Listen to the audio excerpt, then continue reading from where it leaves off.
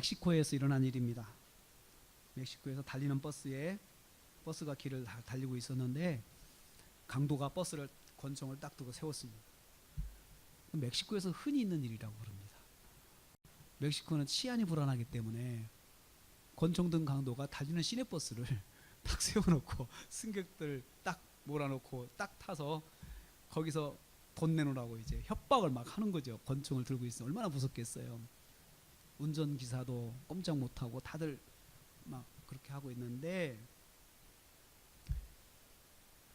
그 승객들 틈속에 그 강도의 어머니가 타고 있었어요. 어머니가. 또 어머니도 놀래가지고 이제 막 무서워가지고 가만히 막 무서워가지고 떨고 있는데 가만히 보니까 강도가 자기 아들이에요. 그러니까 이 어머니가 이 아들을 보면서 열받은 거예요. 이 어머니가 열이 난 거예요. 그래가지고는 아들의 이름을 부르면서 아무개야 그러면서 신고 있던 슬리퍼짝을 벗어가지고 아들에게 가서 막 아들을 때리는 거야. 슬리퍼짝을 때리면서 야 이놈의 자식아. 그래 막 때리니까 애들이 그 아들이 권총 들고 어쩔 줄을 모르는 거. 어머니 왜 그래? 어머니 왜 거기 있어요? 어머니 왜 거기 있어요? 네가 왜 여기 있냐? 그러면서 어머니가 이 아들을 막 슬리퍼짝을 때리는 거예요. 때리고는 전화를 가지고 경찰에 신고했어요. 여기 강도가 있는데 내가 강도 잡았으니까 강도 와서 잡아가시오. 경찰이 출동을 했어요. 그래가지고 이 아들을 무사히 잡아가지고 경찰서로 이송을 했답니다. 이 어머니가 이제 인터뷰를 하게 돼요. 어떻게 해서 그렇게 아들을 그렇게 자기 손으로 신고해가지고 그렇게 때려가지고 아들을 그렇게 하게 됐냐? 그러니까 이 어머니가 하는 말이 기가 막혀요. 이렇게 말을 했습니다.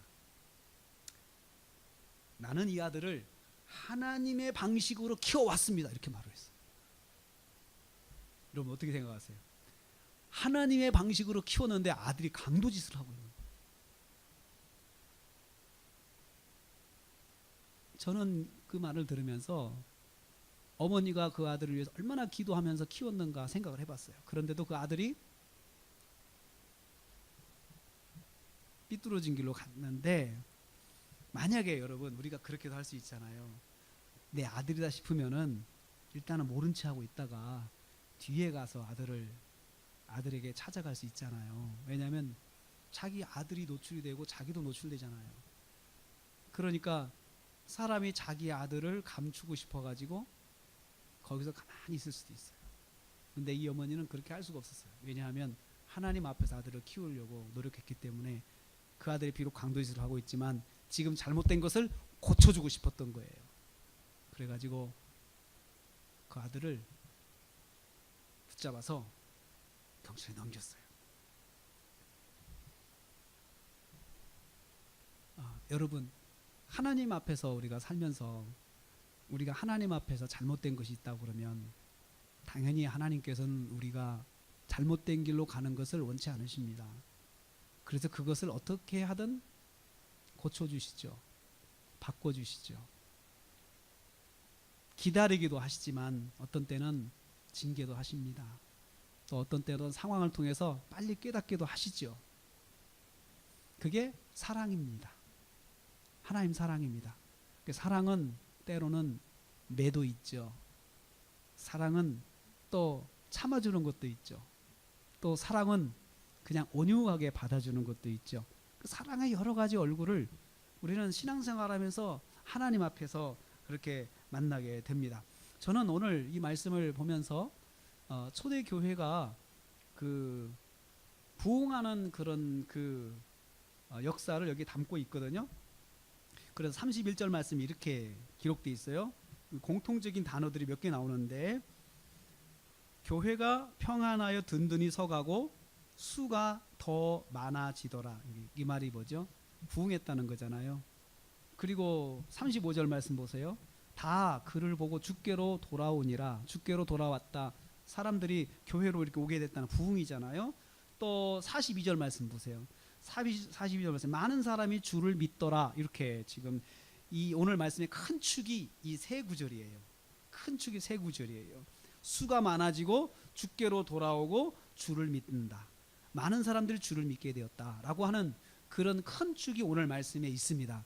우리는 이 말씀을 보면서 교회가 든든히 서가는 그런 모습을 지금 보고 있는데 어떻게 교회가 든든히 서갔을까? 어떤 환경에서 교회가 든든히 서갔을까? 누구를 통하여서 교회가 든든히 서갔을까? 여러 관점에서 이제 이 말씀을 볼 거예요. 먼저 누구를 통하여서 이 교회가 든든히 서갔는가라고 볼 때 첫째는 사울입니다. 그래서 23절에 사울이 나오죠. 사울이 회개했어요. 회심을 했습니다.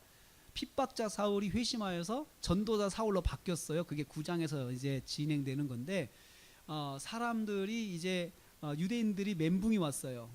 어제까지만 해도 우리 편에서 예수 믿는 사람들을 잡아오던 사람이 갑자기 예수를 전하는 사람이 되니까 유대인들이 아주 그냥 지금 뭐 난리가 났습니다. 그래서 오히려 그 사울에 대한 배신감에 이 사람들이 눈이 뒤집혔어요. 그래가지고 사울을 죽이기로 했다. 그래서 23절에 사울을 죽이기로 공모하더니라고 돼 있어요.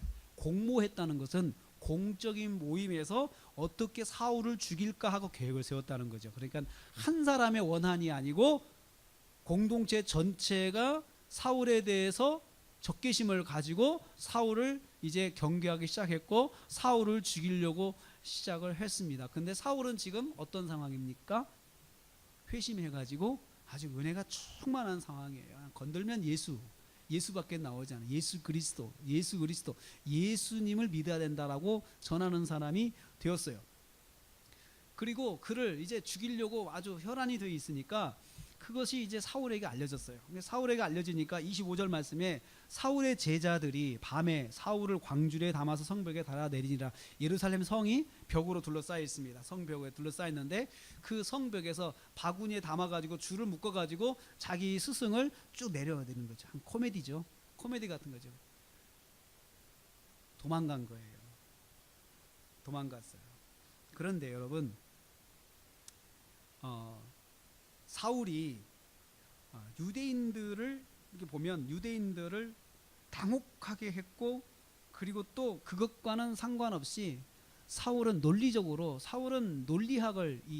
헬라의 그런 철학과 그 다음에 논리학, 수사학 또 이걸 다 배운 사람입니다. 법학 전공한 사람이기 때문에 이걸 다 배운 사람이었는데 얼마나 이 사람이 논리적이고 또 얼마나 그 이성적인지 말을 당해낼 수가 없어요, 이 사람은.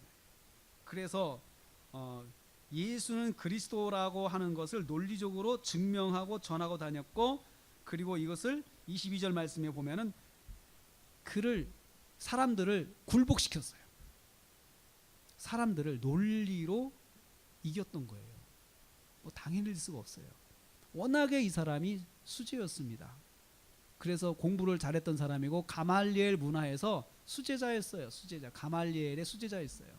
그래서 이 사람은 정말 장래가 촉망되는 사람이었고 유대인들의 기대를 한 몸에 모았던 사람이었는데 그 사람의 열정의 방향이 바뀌었어요.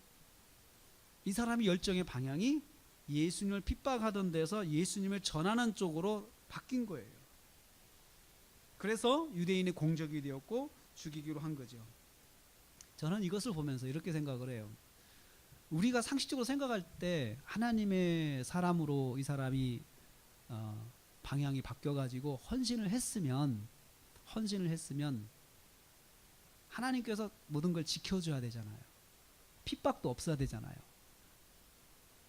그런데 이 사울은 엄청난 핍박을 받습니다.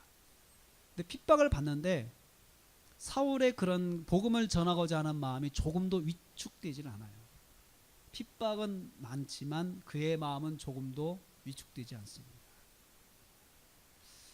우리가 믿음 생활을 갑자기 은혜 받고 잘하려고 하면은 하나님께서 뭔가 잘 열어주실 것 같죠. 우린 그렇게 생각하죠. 그런데 실제는 그렇지가 않습니다. 모든 게 다 열리는 건 아니에요. 단 내 마음은 항상 뜨겁고 어떤 상황이든지 간에 내가 그 속에서 하나님의 말씀으로 살아야겠다라는 그 마음의 변함이 없는 것 뿐이지 상황은 항상 똑같아요. 내가 은혜 받았다고 해서 해가 서쪽에서 뜨는 건 아니거든요. 내가 은혜 받았다고 해서 사람들이 다 변하는 건 아니거든요. 내가 은혜 받았다고 해서 사람들이 다 나한테 맞춰서 나에게 다 동의해 주는 사람으로 변하는 건 아니에요.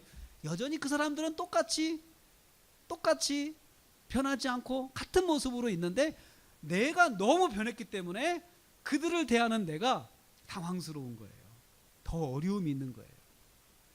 유대인들이 변한 거 없습니다. 유대인들은 똑같이 예수 믿는 사람 핍박하고 그렇게 했습니다. 그런데 사울의 열정이 너무 뜨거우니까 그게 크게 부딪힘으로 오는 것이에요. 그래서 내가 미적미적할 때는 큰 어려움도 없습니다. 근데 뜨거워 보십시오. 어려움이 많이 생기죠. 어려움이 갑자기 생기는 게 아니고 그 뜨거움이 크게 그 사람들하고 이렇게 부딪히는 것이 오는 거예요. 그냥 내가 여러분 가만히 있으면 아무 사람들하고 부딪힘이 없잖아요. 그런데 가서 자꾸 예수 믿으라고 해봐요. 부딪히는 거잖아요. 그리고 사람들이 나를 싫어해요.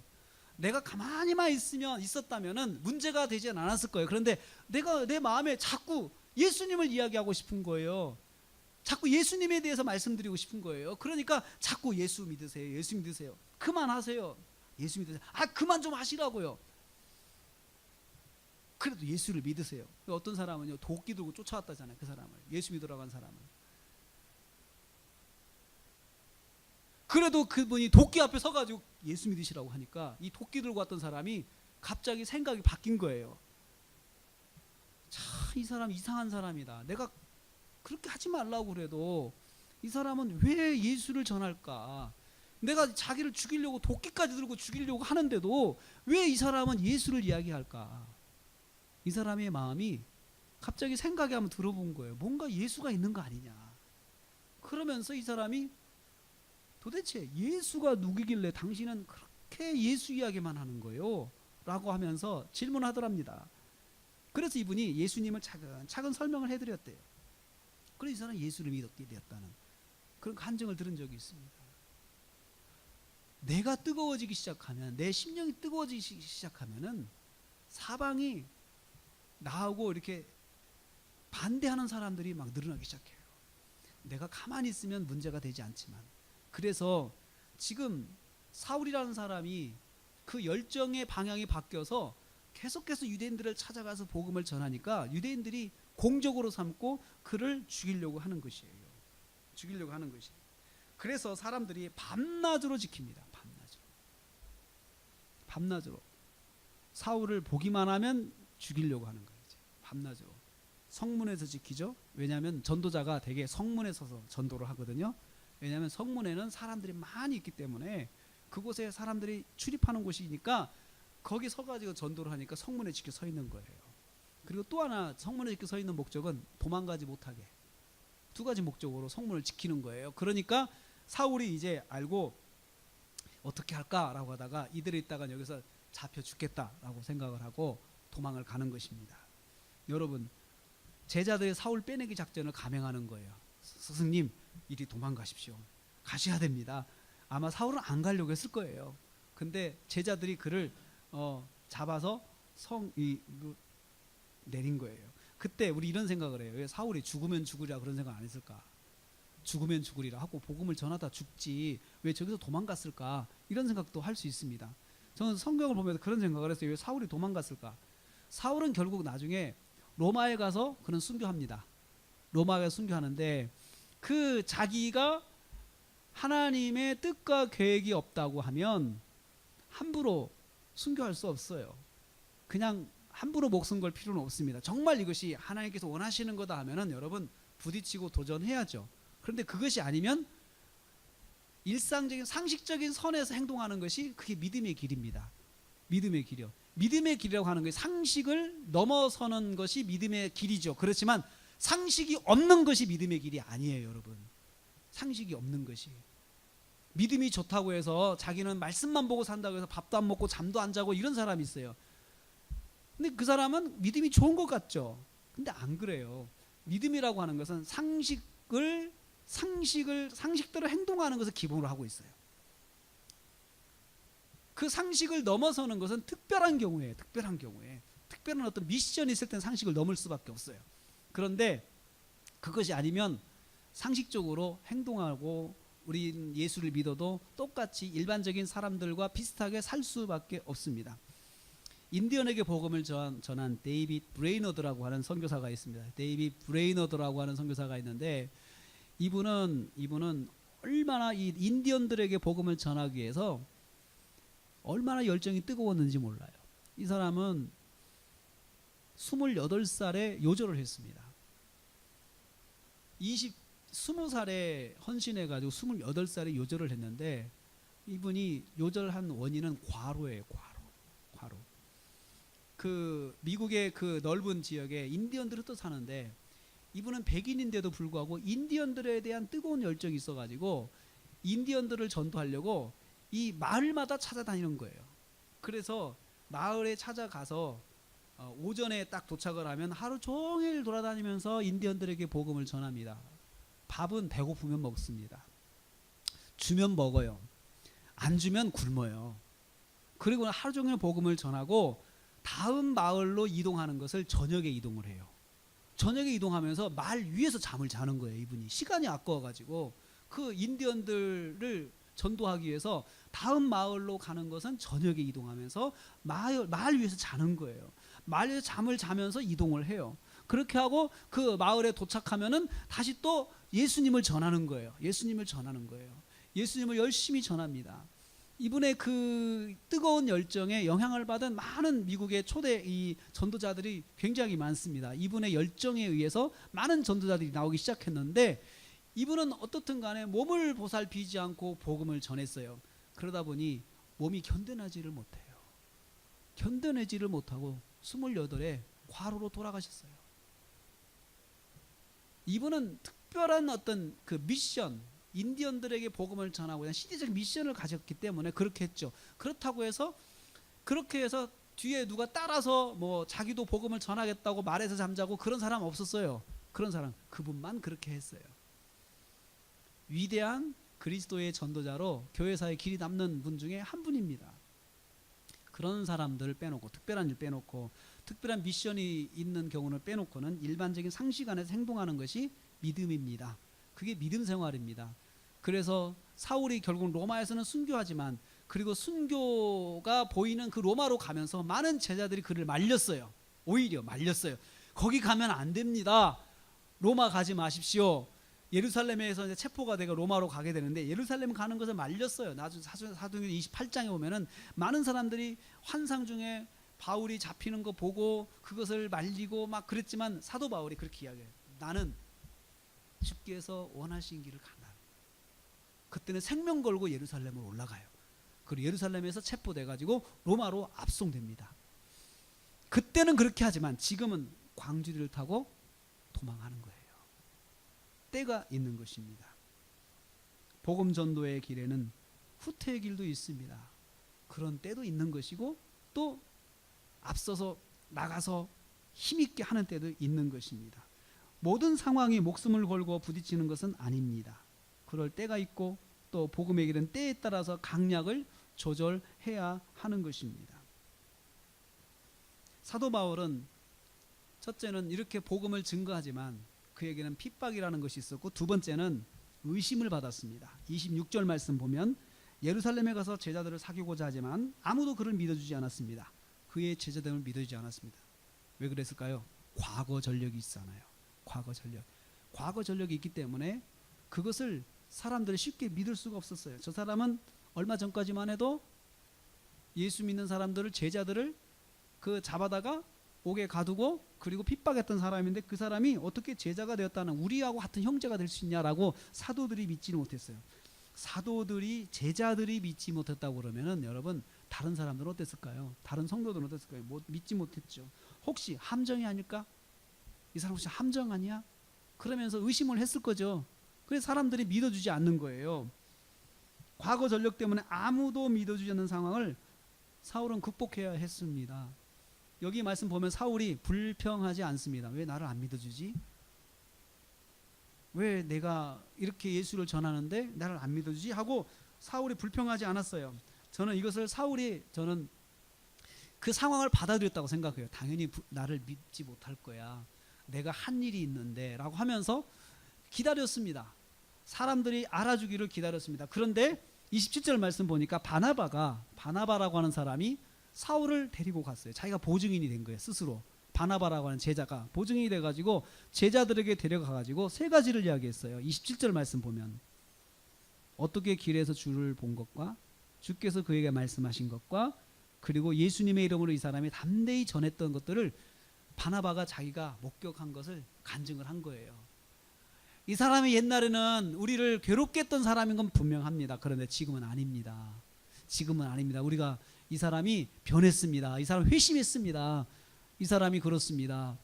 우리 지금 교계에 이정은 박사라고 하는 사람이 있는데, 이정은 교수라고 하는 사람이 있는데, 울산대 법대 교수인데, 이 사람이 지금 교계에 많은 센세이션을 일으키고 있고 교계에서 많은 그 일들을 하고 있습니다. 근데 이 사람이 영향력이 있는 것은 뭐냐면, 이 사람이 원래는 교회를 공격했던 사람이에요. 법적 논리로, 법리로 교회를 공격했던 사람이에요.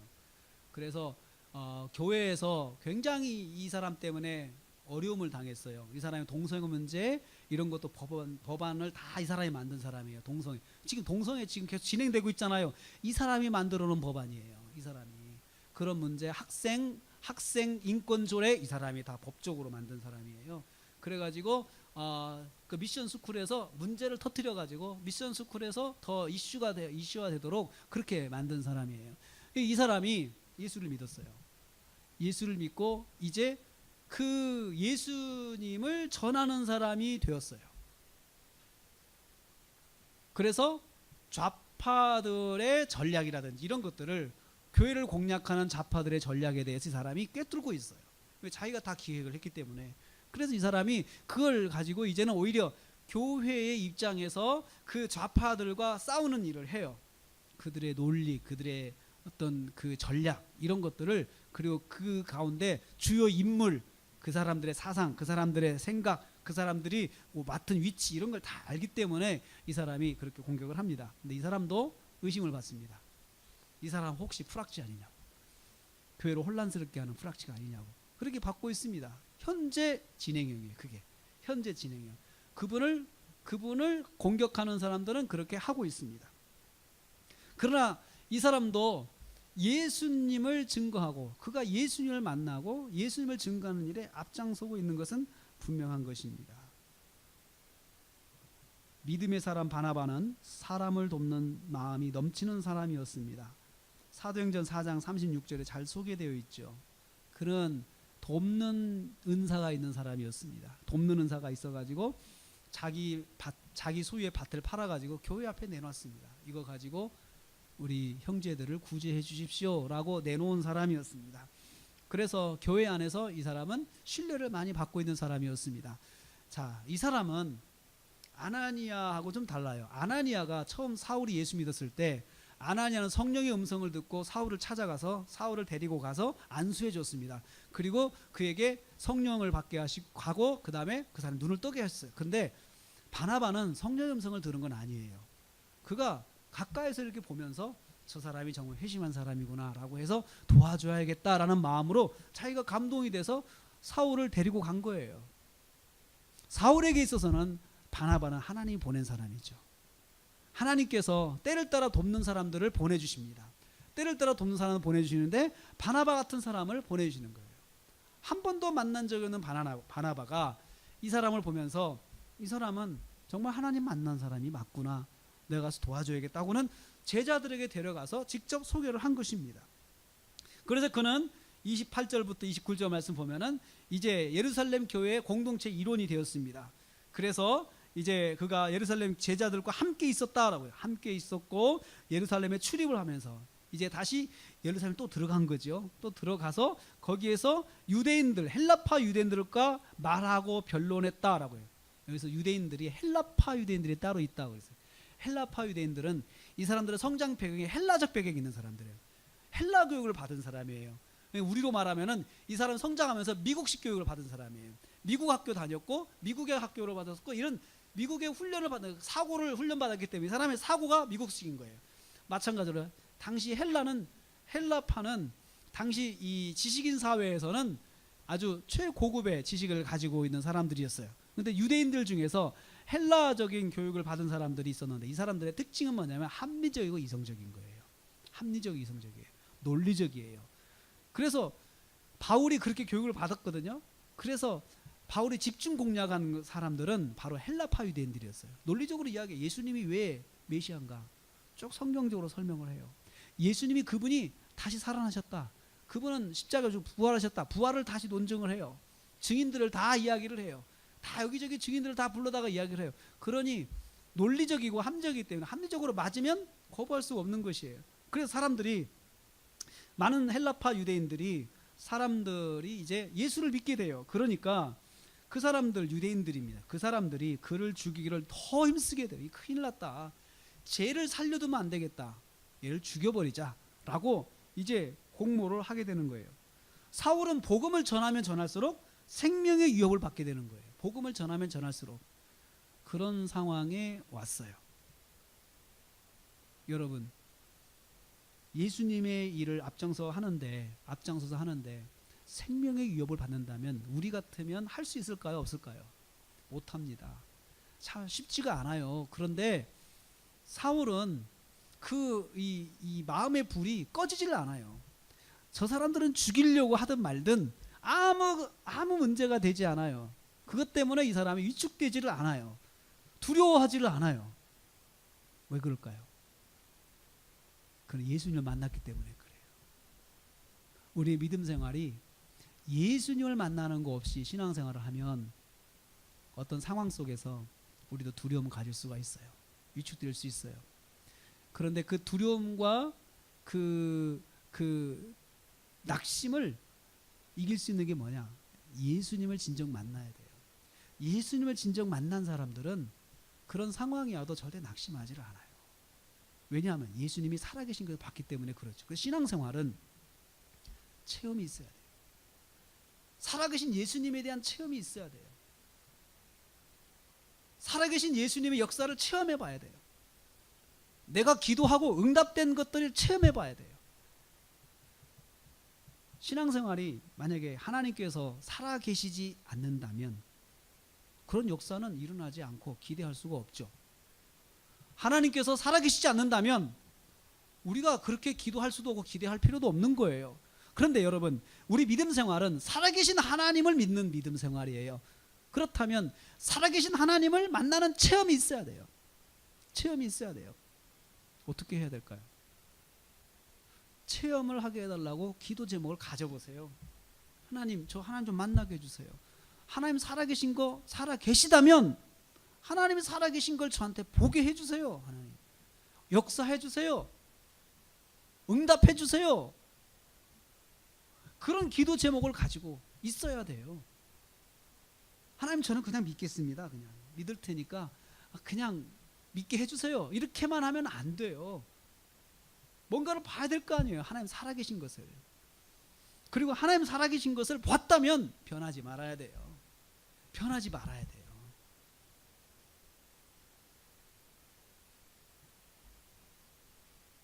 형제들이 30절 말씀에 가이사라로 데리고 가서 다소로 보냈다. 옆에 있는 사람이 너무 안타까웠어요. 이 사람이 이러다간 죽겠다는 생각이 들은 거예요. 왜냐하면 이 사람이 불이 너무 뜨거우니까 절제가 안 되는 거예요. 막 그래도 전도하러 나가고 저 문 앞에서 유대인들이 지키는데도 막 나가는 거예요. 난 지금 가겠다. 전도하러 가겠다. 사람들이 뜯어 말리는 거예요. 지금은 좀 참아라. 위험하니까 좀 참아라. 뜨거운 사람은 옆에서 좀 합리적이고 좀 냉정한 사람이 옆에 있어야 돼요. 뜯어 말려야 돼요. 아니면 이 사람은 정신없이 삽니다. 정신없이. 근데 옆에서 누군가가 뜯어 말리는 사람이 좀 있어야 돼요. 그래서 형제들이 뜯어 말렸어요. 그리고는 이 사람을 가이사라로 보내. 가이사라는 로마 주둔지예요. 로마군이 주둔지예요. 그래서 로마군들이 많으니까 아무래도 유대인들의 영향력이 적은 곳이죠. 그곳으로 보냈는데 거기서도 유대인들이 호시탄탄 그를 죽이려고 해요. 그러니까 다소로 보냈다. 다소는 바울의 고향입니다. 바울의 고향으로 이제 일단 보내는 거예요. 고향에 일단 가 있어. 고향에 일단 가 있어. 그러면서 이 사람을 진정시키려고 형제들이 했습니다. 이럴 때 사울이 좀 형제들의 권면을 따라줬어요. 따라줘서 형제들이 교회 안에 형제들이 좀 그렇게 좀 하라고 이야기할 때 알았습니다 하고 그렇게 따라서 한 거예요. 절제를 시켰더니 그가 그를 따라서 했습니다. 그래서 그가 고향 땅에 가서, 고향에 가면은 그래도 안면 있는 사람들이 많잖아요. 그의 친구들도 있고 동창들도 있고 형제들도 있고 가족도 있고 친척도 있고, 그러니까 아무래도 사울을 보호해 줄 사람들이 많은 거예요. 그래서 그를 고향 땅으로 보냈습니다. 이러한 사울의 역사가, 사울의 사역으로 해서 교회가 든든히 서고 평안해졌다. 첫째는 교회가 평안해졌다. 평안해졌다. 평안이, 환란이 많은데 성도들의 마음에 평안이 온 거예요. 그냥 아무 일이 없었던 것이 아니에요. 우리가 지금 성경을 본 것처럼 유대인들은 계속해서 유대인들은 그 교회 다니는 사람들, 예수 믿는 사람 핍박하려고 그러고 사울을 또 죽이려고 하는 그런 그 핍박의 상황이 있었지만, 교회에는 평안했다. 평안해. 사람들의 마음 평안이 있었어요. 그게 예수님께 주신 평안이에요. 하나님께서 함께 하시는 그 표시 중에 하나가 평안이 있습니다. 어떤 문제가 일어났는데 내가 그 문제를 가지고 기도를 했어요. 그리고 하나님께 그 문제를 가지고 응답을 기다리면서 기도하고 있는데 결과는 아직 나타난 건 아니에요. 그런데 그 하나님의 인도하신과 응답의 표시가 있는 거예요. 마음의 평안이에요. 문제가 해결된 건 아닌데 마음에 평안이 오는 것이에요. 평안이. 그것은 하나님의 역사입니다. 그리고 교회가 수가 더 많아졌더라. 수가 더 많아졌더라. 사울이 그 예루살렘 공동체를 예루살렘 휘젓고 다녔습니다. 복음을 전하고 휘젓고 다녔어요. 그러자 사울을 통해서 하나님을 믿는 사람들이 많이 나온 거예요. 아, 저 사람이 하나님을 믿는다면 뭐가 있는 거 아니냐라고 하는 거죠. 뭐가 있는 거 아니냐. 여러분, 그래서 유명한 사람 한 사람의 그 영향력이라는 것이 큰 거예요. 유명한 사람 한 사람이. 저 사람이 하나님 믿는 것은 뭔가 있는 거 아니냐라고 사람들이 관심을 갖게 되는 거죠. 그래서 예수 믿는 사람들 중에, 정말 우리 예수 믿는 사람 중에 우리가 많이 성공해야 됩니다. 우리가 성공하고 우리가 잘 돼야 됩니다. 왜냐하면 그것 자체가 하나의 간증이 될 수 있기 때문에 그렇죠. 저 사람이 예수를 믿어서 됐다고 그러는데 그 예수님 뭔가 있는 거 아니냐라고 관심을 갖게 되는 거죠. 하나의 통로 역할을 하는 거예요. 그래서 사울을 통해서 많은 사람들이 예수님을 믿게 됐어요. 그런데 본인은 정작 어떻습니까? 생명의 위협을 받죠. 고난을 받죠. 고통이 있죠. 그런 상황에 본인은 이렇게 상황에 이렇게 빠져 들어가는 거예요. 하나님께서는 은혜 받은 사람의 어떤 상황을 통하여서 다른 사람들을 예수님을 보게 합니다. 저 사람은 저렇게 사람들이 죽이려고 하는데도 왜 예수를 저렇게 전할까? 그렇게 생각하는 사람이 있어요. 저 사람은 저런 상황에서도 어떻게 예수님을 전하고 있을까? 예수님이 뭐가 있는 거 아니냐라고 사람들이 생각하게 되는 거예요. 그래서 교회가 수가 더 많아졌다, 부흥하게 되었다는 거죠. 이렇게 초대교회가 든든히 서게 되는 그 이면에는 사울 같은 회심자가 나와서 그냥 목숨을 걸고 복음을 전하는 사람이 있어서 회심을 통한 그런 부흥이 일어나게 돼요. 또 하나는 베드로 같은 사람이에요. 베드로는 예수님의 제자잖아요. 근데 베드로는 당연히 복음을 전하는 일에 앞장서는 사람이죠. 그래서 32절 말씀에 그가 루따로 가서, 루따는 지중해 해안의 해안 도시예요. 루따에 가가지고 거기서 애니야라는 사람을 만났어요. 이게 애니야라는 사람을 만났는데 이 사람은 8년 동안 중풍병을 앓았습니다. 중풍병은 몸을 가누지 못하는 거죠. 일어나지 못하고 누워있는 거죠. 누워서 사는 거죠. 8년 동안 누워 사는 사람인데 이 사람을 고친 거예요. 베드로가 이 사람을 간단하게 고쳤습니다. 애니야야, 그리스도가 너를 낫게 하신다. 애니야야, 그리스도가 너를 낫게 하신다 그랬어요. 여기서 이 베드로가 그 사역하는 그 방법을 보면은 베드로는 신방을 했습니다. 신방. 성도들의 가정을 신방을 한 거죠. 특별히 어려움 있는 가정을 신방을 했어요. 그래서 여러분, 가정에 무슨 일이 있으면 신방을 요청하는 것은 초대교회 때부터 있었던 교회 전통이에요. 애니야라는 사람을 신방한 거죠. 사람들이 데리고 갔습니다. 애니야라는 사람이 있는데 이 사람은 예수를 잘 믿는 사람인데 이 사람이 병을 이렇게 오랫동안 앓고 있습니다. 가서 좀 기도 좀 해주세요 라고 하니까 베드로가 가서 애니야야, 주께서 너를 낫게 하시니, 주님이 너를 낫게 하신다. 내가 너를 낫게 한다고 하지 않았죠. 주께서 낫게 하시니 너는 일어나 자리를 정돈하라 이라고 하니까 사람이 일어났어요. 일어나서 깨끗하게 자리를 정돈하고 그때부터 치유가 됐어요. 여기서 여러분 성령의 역사하는 것을 보세요. 뭐 크게 이 문장에서 이 분위기를 한번 느껴보세요. 애니야에게 말하는 베드로의 그 뉘앙스를 보세요. 애니야야, 예수 그리스도가 너를 낫게 하시니 너는 일어나 내 자리를 정돈하라 라고 말할 때 여러분 굉장히 크게 외쳤겠습니까? 아니면 부드럽게 말했겠습니까? 권위 있고 절도 있게 선포했겠습니까?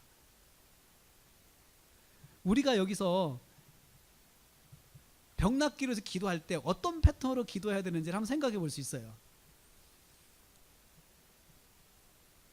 그냥 막 그 목청 터지게 여기서 이야기를 했겠습니까? 저는 그렇게 안 했다고 봐요. 왜냐하면 가까이서 했거든요. 지금 가까이서 애니야야, 주께서 너를 낫게 하신다. 확신을 줬어요. 주님이 너를 낫게 하신다. 내가 하는 것이 아니고 주님이 하는 것이야. 너는 일어나서 내 자리를 정돈하라. 애니야가 듣고 그대로 했어요. 성령의 역사예요. 교회가 어떻게 든든히 서갔느냐, 수가 더 많아졌느냐, 그 중에 하나가 성령의 역사예요. 성령께서 문제가 있는 사람을 치유해 주신 거예요. 문제를 해결해 주신 거예요. 치유 역사가 일어난 거예요. 여러분 오늘날에도 성령의 역사는 이렇게 일어납니다. 여러분이 기대를 안 하면 절대 일어나지 않습니다. 그렇지만 여러분이 기대를 하면 성령의 역사는 기대하는 사람들에게 나타납니다. 그는 말씀을 듣고 일어났습니다. 예수께서 낫게 하신다는 말씀을 들었습니다. 그렇습니다. 예수님이 낫게 하시는 거죠.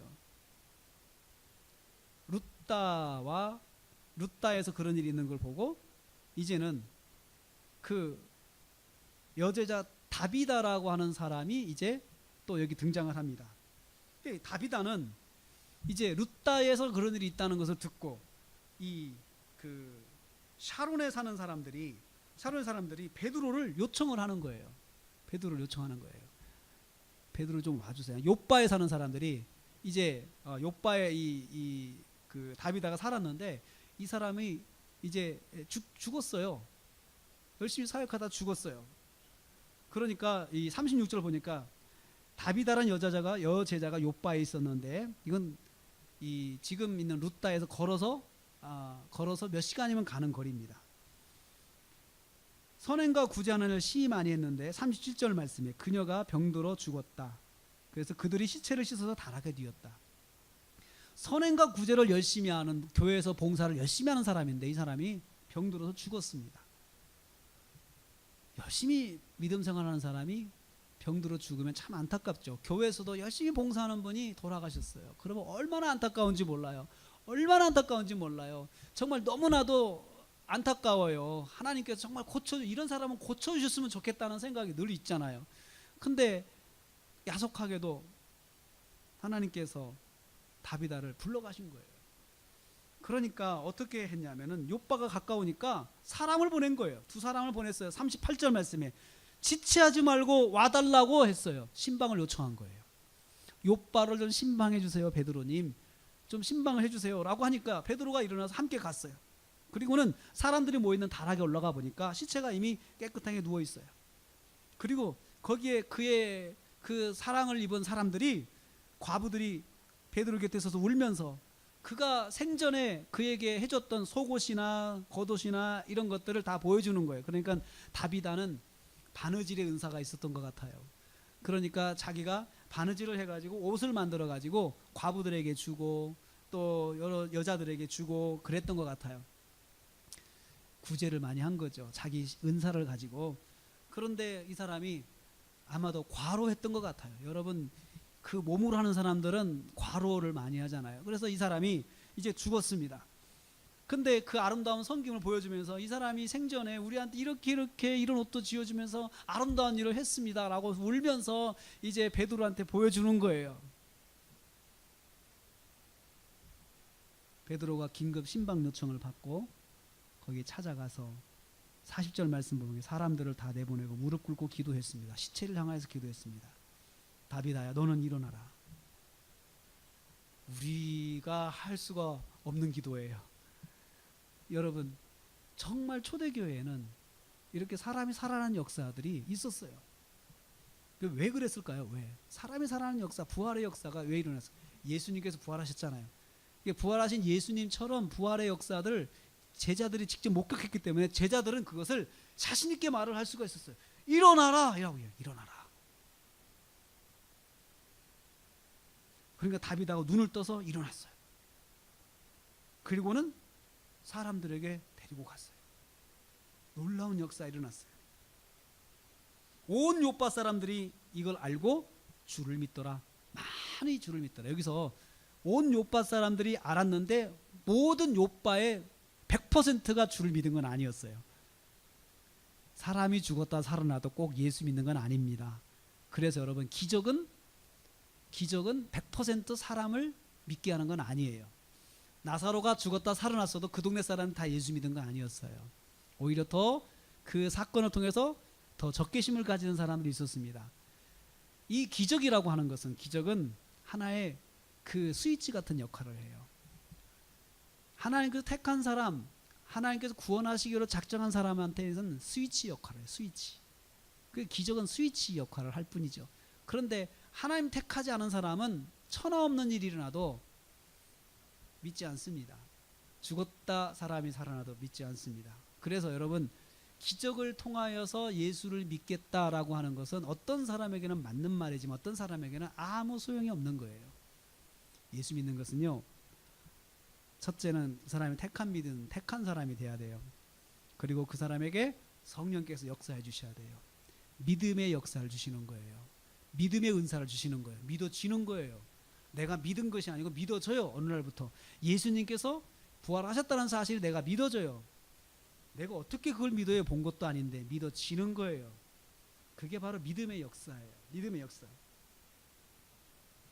많은 사람이 믿었습니다. 그런데 여기서 초대교회가 부흥하게 된 그런 동기 중에 하나가 이런 기적의 역사, 성령의 역사예요. 성령께서 역사하시니까 주께 사람들이 더해지기 시작하는 거예요. 사람들이 교회로 오기 시작하는 거예요. 그 구원받은 사람들, 하나님께 택한 사람도 오는 것이에요. 여러분, 오늘날에도 성령의 역사가 있습니다. 오늘날 교회가 성령의 역사가 충만해야 됩니다. 우리가 성령의 역사를, 우리 장로교는 성령의 역사를 많이 약화시켰어요. 오순절 순복음교회는 성령의 역사를 너무 과하게 만들었어요. 그래서 성령의 역사가 과하면 기복신앙으로 가요. 성령의 역사가 너무 위축되면은 성령 사역 자체를 인정하지를 않아요. 근데 저는 성경을 통해서 깨닫습니다. 성령의 역사는 성경에 말하는 대로 성령의 역사는 열어야 된다. 성령의 역사. 그래서 저는 안수기도 하고 병 낫기를 기도하고 성령의 역사가 나타나를 기도하고 하는 그렇게 기도를 하고 있습니다. 여러분, 말씀을 들으면 우리가 믿음이 생겨요. 믿음이 생기면 믿음대로 말할 수 있고 믿음대로 행동할 수 있어요. 그것이 우리의 믿음 생활이에요. 초대교회가 많은 사람들이 주님 앞에 나왔습니다. 그런데 사람을 통해서 역사가 나타났어요. 복음을 전하는, 이제 막 회심해서 복음을 뜨겁게 전하는 사람의 전도를 통해서 사람들이 저 사람 보니까 뭐가 있다라고 생각하면서 주님께 나왔습니다. 그런가 하면 병이 낫고 죽은 자가 살아난 그 성령의 역사, 기적을 통하여서 사람들이 또 하나님께 나오기 시작했습니다. 주께서 예비한 사람들은 여러 가지 통로를 통해서 나옵니다. 어떤 사람은 기적을 보고 나온 건 아니에요. 예수님께서 살아계신 것을 저 사람을 통해서 보니까 그런 것 같아. 하나님 살아계신 것 같아. 사람을 보고 왔습니다. 어떤 사람은 기적을 보고 왔습니다. 어떤 사람은 어떤 능력의 역사를 보면서 주님께 나왔습니다. 여러 가지 동기로 예수님께 나온 것입니다. 그렇지만 분명한 것은 이 사람들이 사울을 통해서 예수를 믿었지만 사울한테 매인 사람이 되지 않았어요. 주께 나온 사람이 됐어요. 죽은 자가 살아난 기적을 통해서 왔지만 이 사람은 기적에 매인 사람이 되지 않았어요. 주님의 제자가 되었어요. 병들어 죽을 사람이, 병든 사람이 치유되는 것을 보고 주님께 나왔지만 이 사람은 병든 것이 치유되는 것에 매이지 않았어요. 오늘날 기적의 은사, 이런 치유의 역사 하시는 분들이 문제점이 거기에 있어요. 치유 자체가 목표가 되는 거예요. 치유 자체가. 그래서 치유의 기적 자체, 기적에만 목적을 두는 사람들은 이건 잘못된 신앙이에요. 기적을 체험하면 그 다음엔 기적을 버리고 주님께 매여야 돼요. 주님 말씀 따라가야 되고 주님 말씀으로 믿음이 세워져야 되는 것이에요. 주께 돌아온 역사, 주를 믿는 역사, 교회가 체험하고 있습니다. 여기서 중요한 표현이 있어요. 주께 돌아왔다. 주께 돌아왔다. 주께 35절만 주께 돌아왔다. 주를 믿었다. 자, 여기서 교인이 되었다. 교회를 다녔다. 이렇게 말하지 않죠? 주를 믿었다. 주께 돌아왔다. 그렇게 말했습니다. 신앙생활은 주님을 믿는 것입니다. 교회를 믿는 것이 아니고 주님을 믿는 것이고 사람을 믿는 것이 아니고 주님을 믿는 것입니다. 그래서 신앙생활에서 정말 중요한 것이 나와 주님이 어떤 관계에 있느냐예요. 지금 내가 주님을 얼마나 믿고 있냐, 어떻게 믿고 있냐 이거예요. 그게 항상 중요한 것이에요. 그것이 나에게 항상 도전이 되지 않으면 내 믿음 생활 항상 돌아봐야 돼요. 다시 돌아봐야 돼요. 나는 예수님을 믿는 거지 내가 누구를 믿는 건가? 난 예수님을 믿으러 교회에 나오는 거지. 그렇게 생각을 해야 되는 것이에요. 그러면 예수님을 알고 예수님을 만나는 게 제일 중요한 것이에요. 오늘 교회 왔으면 오늘 교회 온 이 시간에 내가 예수님을 더 알고 가야 돼요. 예수님을 더 알고 가야 돼요. 예수님을 만나고 가야 돼요.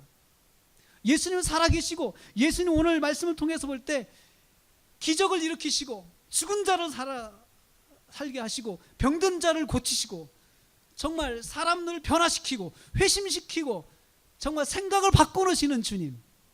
그래서 오직 주님의 말씀으로 주님께 향하도록 하시는 주님.